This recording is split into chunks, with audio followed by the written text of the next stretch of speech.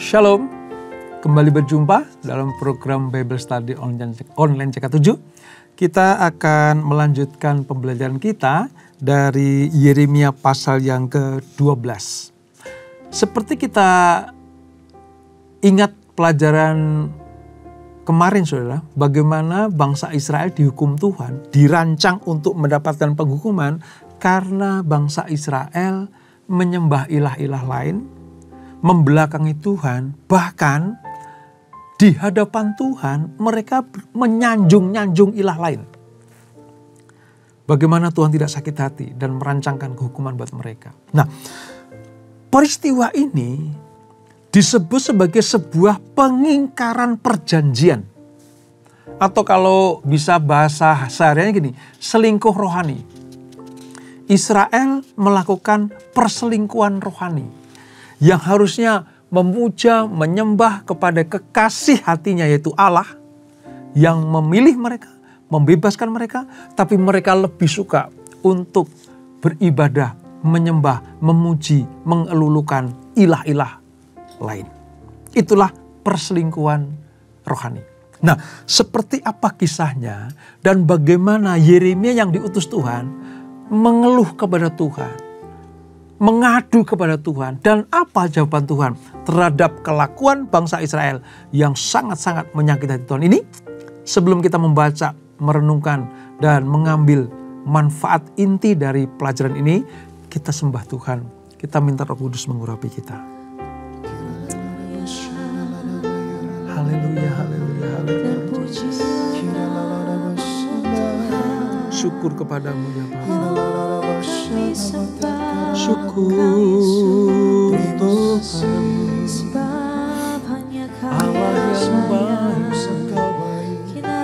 Allah yang suci, Allah mulia. Oh,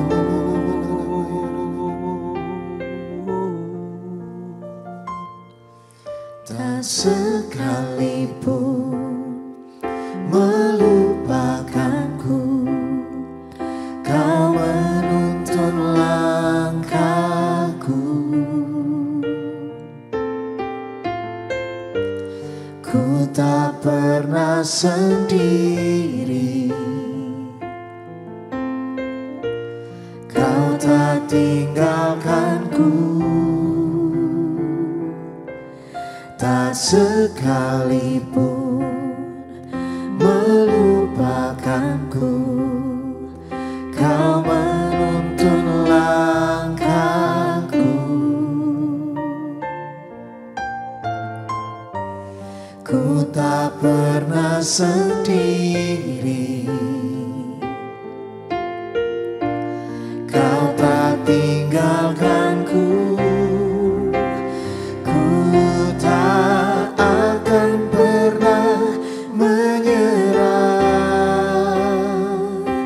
sampai ku lihat Kau bekerja.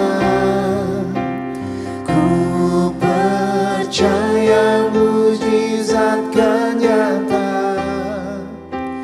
Ku takkan berhenti percaya. Ku tak akan pernah menyerah sampai ku lihat Kau bekerja. Ku percaya mujizat kan nyata. Ku takkan berhenti percaya.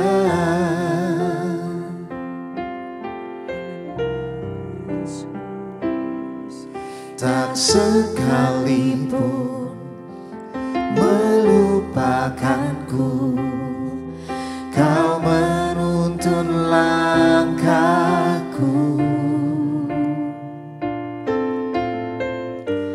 Ku tak pernah sendiri, Kau tak tinggalkanku. Tak sekalipun melupakanku, Kau menuntun langkahku. Ku tak pernah sendiri. Kau tak tinggalkanku. Ku tak akan pernah menyerah sampai ku lihat Kau bekerja. Ku percaya mujizat kan nyata. Ku takkan berhenti percaya. Ku tak akan pernah menyerah sampai ku lihat Kau bekerja. Ku percaya mujizat kan nyata. Ku takkan berhenti percaya. Ku tak akan pernah menyerah sampai ku lihat Kau bekerja. Ku percaya mujizat kan nyata. Ku takkan berhenti percaya. Ku takkan berhenti percaya. Ku takkan berhenti percaya.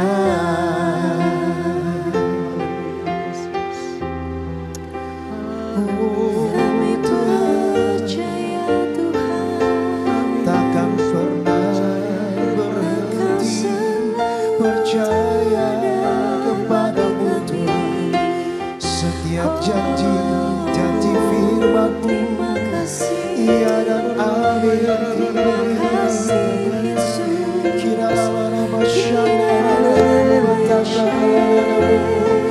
Yesus. Yesus Tuhan, syukur bagi Yesus Tuhan, syukur bagi Haleluya.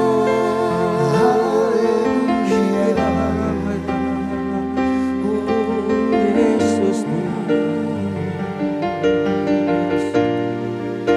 Ku tetap percaya walau ku tak melihat jalan di depanku.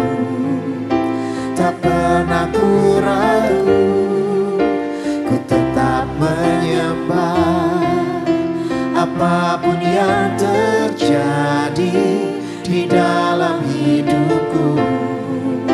Tak pernah ku ragu, ku tetap percaya, ku tetap percaya walau ku tak melihat jalan di depanku. Tak pernah ku ragu, ku tetap menyembah apapun yang terjadi di dalam hidupku. Tak pernah ku ragu, ku tetap percaya, ku tetap percaya walau ku tak melihat jalan di depanku. Tak pernah ku ragu, ku tetap menyembah apapun yang terjadi di dalam hidupku. Tak pernah ku ragu, ku tetap percaya. Ku tetap percaya walau ku tak melihat jalan di depanku. Tak pernah ku ragu, ku tetap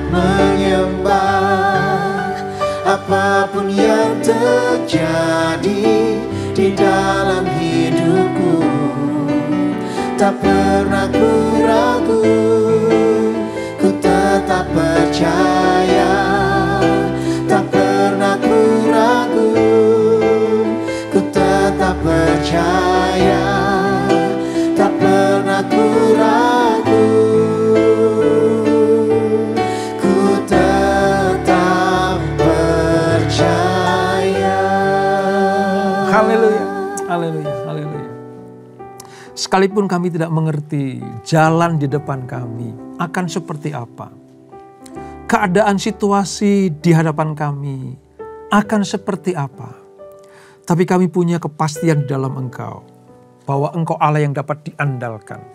Engkau Tuhan yang sanggup membuat segala sesuatu indah pada waktunya. Oleh sebab itu, pujian kami tadi menyatakan, takkan pernah ragu atas janjimu, atas rancanganmu, dan atas keputusanmu. Terima kasih Bapak. Kami akan melanjutkan pembelajaran kami, urapi kami. Di dalam nama Yesus, mari yang siap belajar firman Tuhan, sama-sama kita katakan, amin. Nah saudara, tadi saya katakan bahwa Israel melakukan perselingkuhan rohani. Kenapa bisa dikatakan mereka berselingkuh dalam hal kerohanian? Karena perbuatan mereka yang menyakiti hati Tuhan, sehingga Allah murka sekali kepada mereka. Apa perbuatannya? Menyembah ilah-ilah lain. Mengagung-agungkan berhala-berhala bangsa kafir. Bahkan memperbanyak tempat-tempat pemujaan kepada ilah-ilah lain. Ya tentu saja Allah murka jika umatnya itu menyembah ilah lain. Allah tidak akan segan-segan untuk menghukum umatnya. Demi apa? Menegakkan keadilannya. Jadi kasih Allah itu menyelamatkan, memberkati, memulihkan. Tetapi keadilannya ia menghukum bagi umat Allah yang berbuat jahat, bagi manusia yang berbuat jahat. Dan ini terjadi saudara. Bahkan Allah sudah merancangkan hukuman itu. Nah, ketika hal itu dirancang Tuhan, Yeremia itu mengeluh kepada Tuhan. Nah, keluhannya seperti apa? Kita akan baca pasal 12 dari kitab Yeremia, ayat 1 sampai dengan ayat yang ke-13 terlebih dahulu. Demikian firman Tuhan. Keluhan Yeremia dan jawab Allah. Engkau memang benar ya Tuhan, bila mana aku berbantah dengan Engkau. Tetapi aku mau berbicara dengan Engkau tentang keadilan. Mengapakah mujur hidup orang-orang fasik? Sentosa semua orang yang berlaku tidak setia. Engkau membuat mereka tumbuh dan mereka pun juga berakar.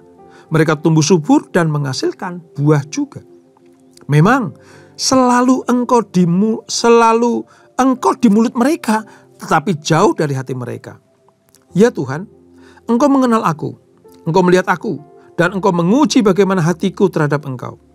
Tariklah mereka keluar seperti domba-domba sembelihan, dan khususkanlah mereka untuk hari penyembelihan.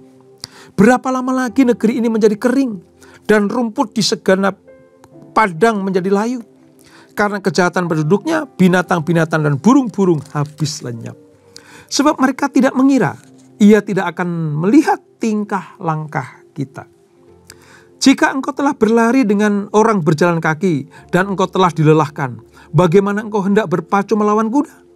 Dan jika di negeri yang damai engkau tidak merasa tentram, apakah yang akan engkau perbuat di hutan belukar sungai Yordan? Sebab saudara-saudaramu dan kaum keluargamu, mereka sendiri juga berbuat khianat terhadap engkau. Mereka juga bersama-sama di belakangmu. Janganlah percaya kepada mereka, sekalipun mereka berkata manis kepadamu. Engkau telah meninggalkan kediamanku, telah membuangkan negeri milikku. Aku telah menyerahkan buah hatiku ke dalam tangan musuhnya. Negeri milikku sudah menjadi seperti singa di hutan bagiku. Dan ia mengeraskan suaranya menentang aku. Sebab itu aku membencinya. Negeri milikku sudah menjadi seperti burung belang bagiku. Burung-burung buas mengerumuninya. Ayo, kumpulkanlah segala binatang di padang. Bawalah untuk menghabiskannya. Banyak gembala telah merusak kebun anggurku, memijak-mijak tanahku, dan membuat tanah kedambaanku menjadi padang gurun yang sunyi sepi. Ya, mereka telah membuatnya sunyi sepi. Sunyi sepi tanah di itu berkabung di hadapanku. Sunyi sepi sekarang segenap negeri itu, tapi tidak ada orang yang memperhatikannya. Para pembinasa telah datang, melintasi segala bukit gundul di padang gurun, sebab pedang Tuhan mengamuk makan. Dari ujung negeri yang satu ke ujung lain, tidak ada damai bagi segala yang hidup. Mereka telah menabur gandum, tapi dituainya adalah semak duri. Mereka telah bersusah payah, tapi usaha mereka tidak berguna. Mereka malu karena hasil yang diperolehnya, akibat dari murka Tuhan yang menyala-nyala. Nah saudara, ini kondisi bagaimana ketika pada masa Yeremia, bangsa Israel itu melakukan perselingkuhan rohani tadi. Mereka menyembah Baal, sehingga Allah membuat suatu rancangan untuk menghukum bangsa ini. Ketika bangsa Israel menyembah ilah-ilah lain, ini membuat Yeremia geram dan muak, saudara. Yeremia sudah tidak tahan lagi melihat bagaimana kebobrokan moralitas dan rohani bangsa Israel, khususnya Yehuda, kerajaan selatan. Ketika mereka mengeluh-elukan nama Babel, mereka melupakan Allah yang menyelamatkan mereka, yang mengeluarkan nenek moyang mereka dari bangsa Mesir itu. Tadi dikatakan dalam ayat 1-4, kita melihat bagaimana dia mengadu kepada Allah. Yeremia mengadu kepada Tuhan. Dalam pengaduannya seolah-olah Yeremia sedang protes. Mengapa kehidupan orang-orang fasik bukan bertambah suram, malah bertambah mujur. Mereka melakukan kejahatan. Perbuatan mereka betul-betul jahat di mata Tuhan.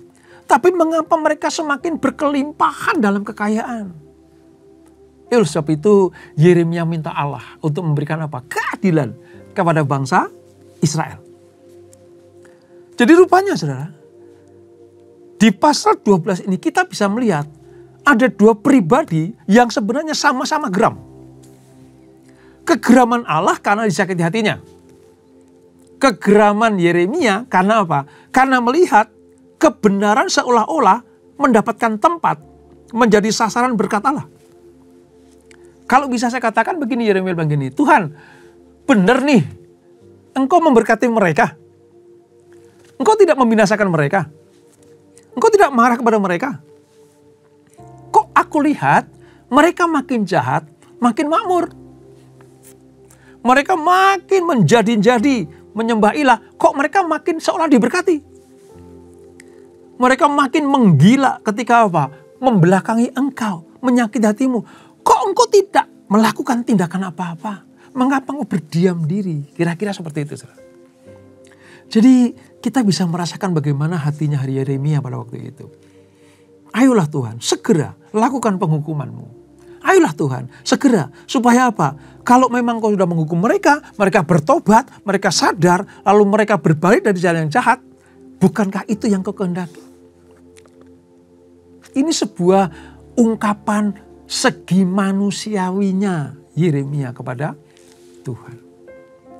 Yeremia berpikir, mengapa mujur banget ya orang-orang fasik itu.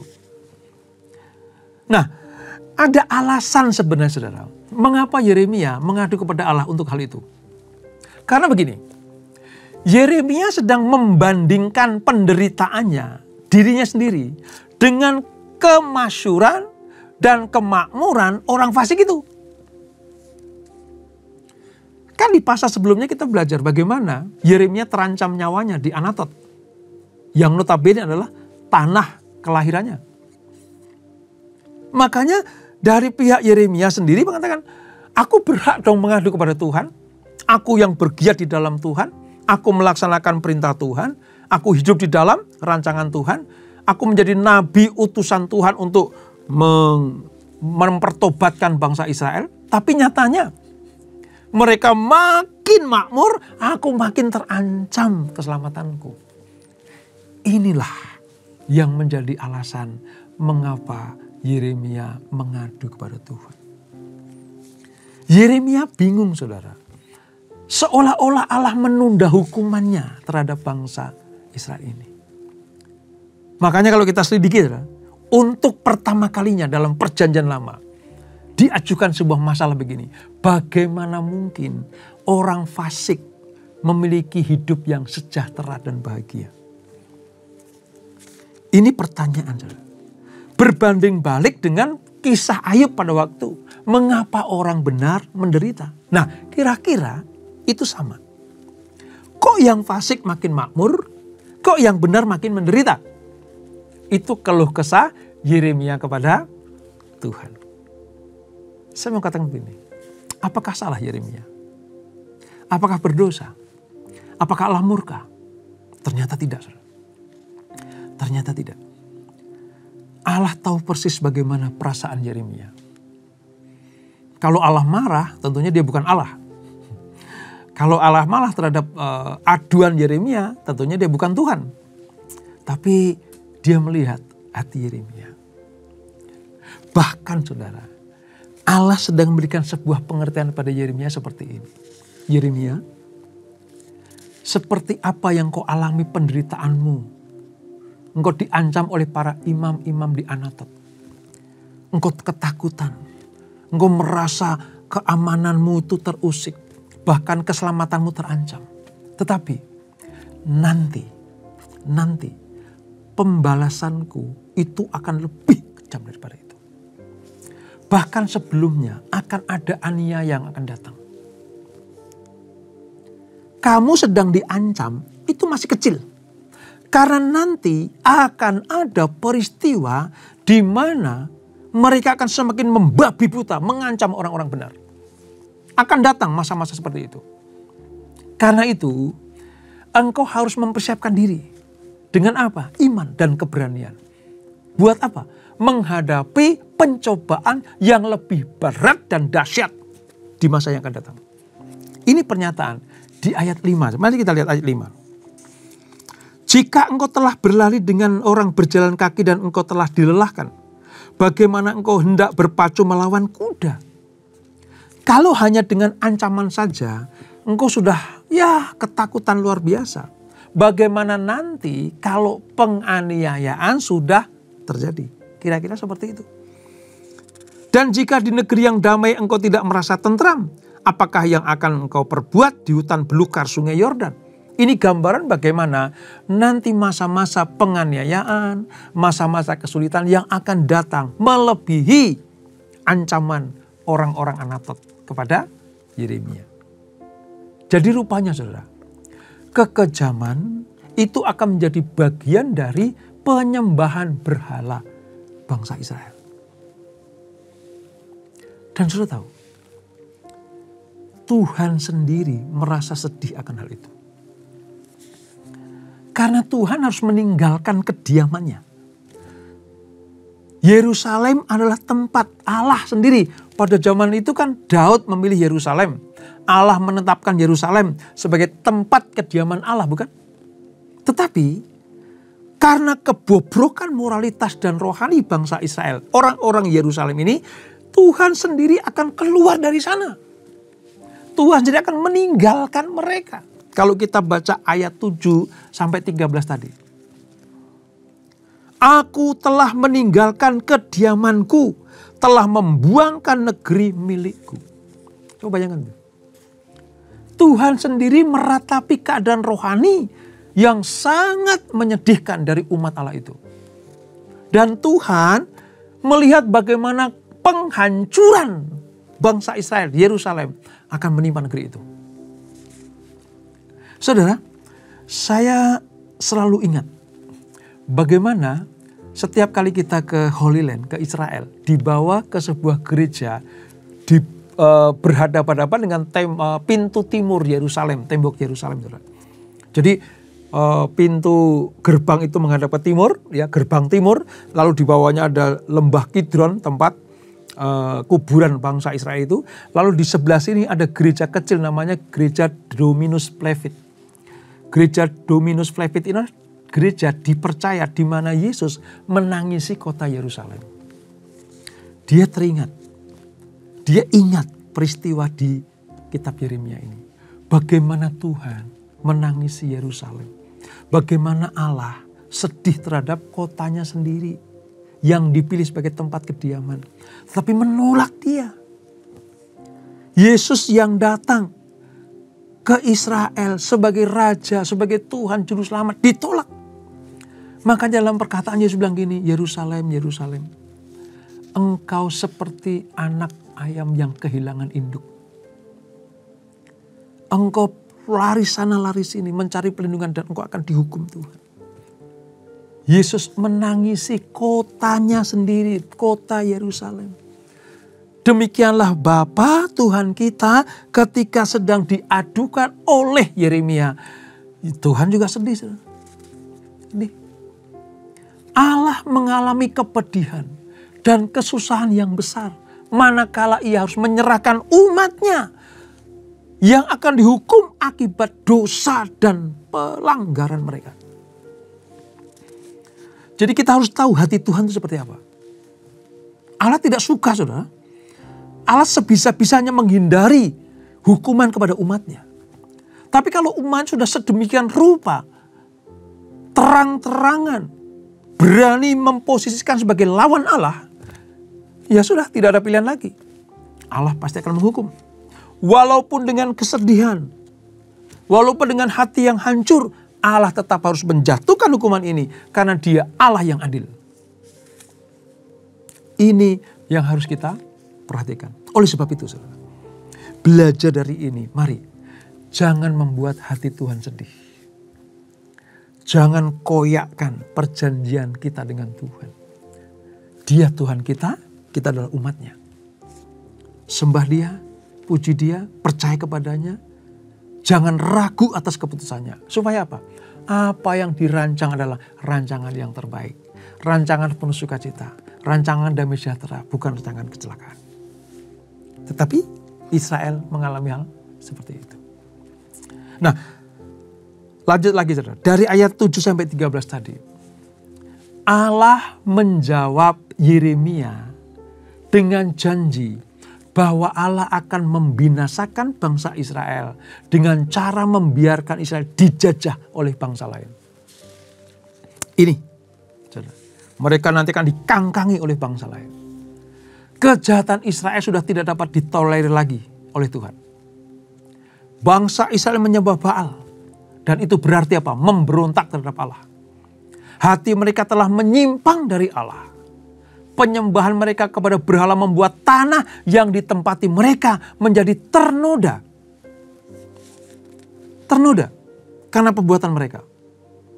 Oleh sebab itu, dia memberikan jawaban kepastian kepada Yeremia. Pasti akan aku hukum. Jangan takut Yeremia, aku pasti akan hukum.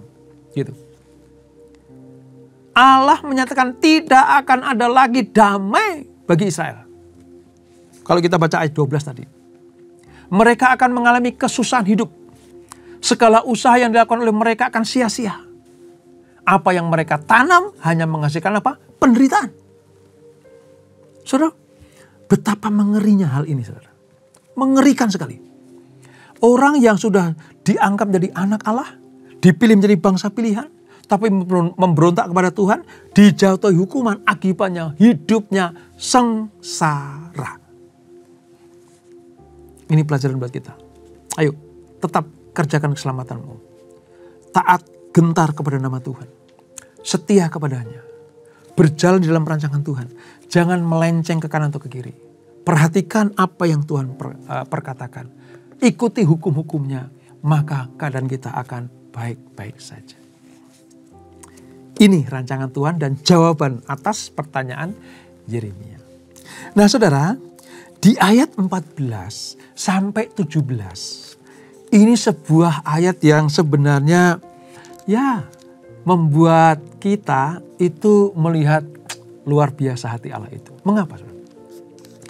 Di balik penghukumannya, Allah menjanjikan pemulihan kepada bangsa Israel. Wow. Selalu ya, saudara, kita ketemui peristiwa seperti itu.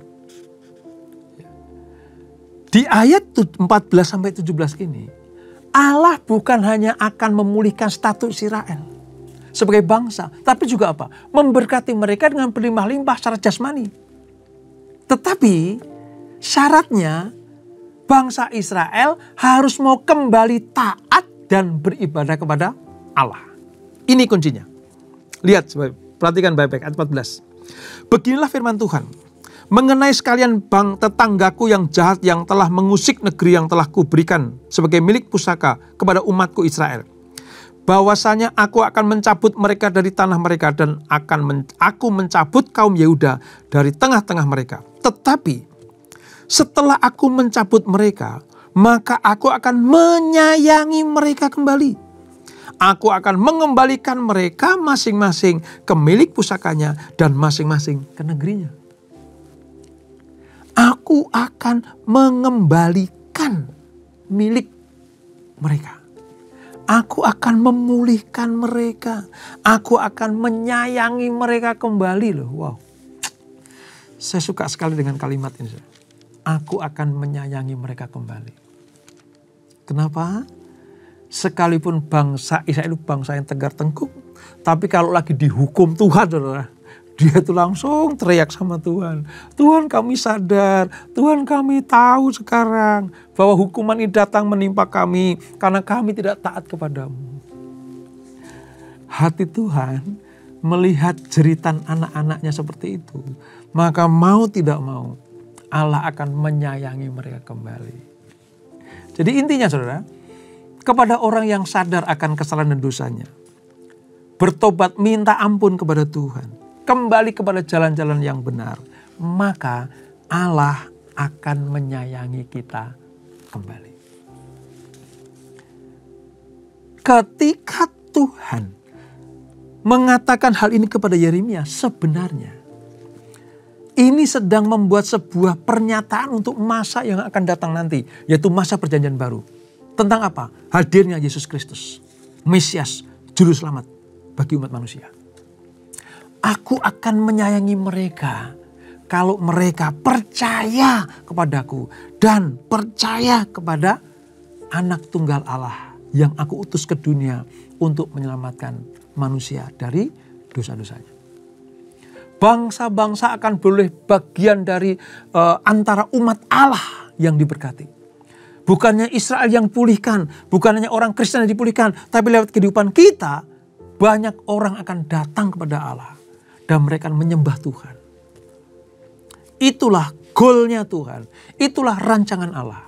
Kalau Allah memberkati Israel, memulihkan Israel, menyayangi mereka kembali, supaya mereka menjadi contoh, menjadi kesaksian bagi bangsa-bangsa lain.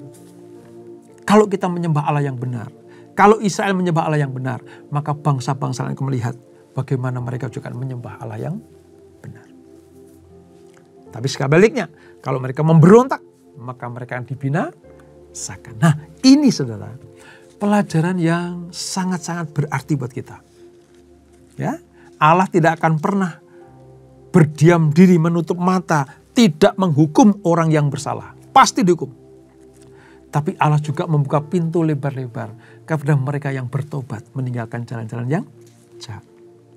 Posisi kita di mana? Posisi Anda di mana? Apakah sedang membelakangi Tuhan dengan menyembah ilah-ilah lain? Atau apakah kita seperti Nabi Yeremia yang menantikan hukuman atas orang-orang fasik? Tapi ingat, apapun yang terjadi, Allah punya rencana, Allah punya kehendak. Untuk apa? Menyayangi orang yang bertobat kembali. Dan itulah Yeremia pasal yang ke-12. Kita berdoa. Bapa di surga, terima kasih buat anugerah-Mu.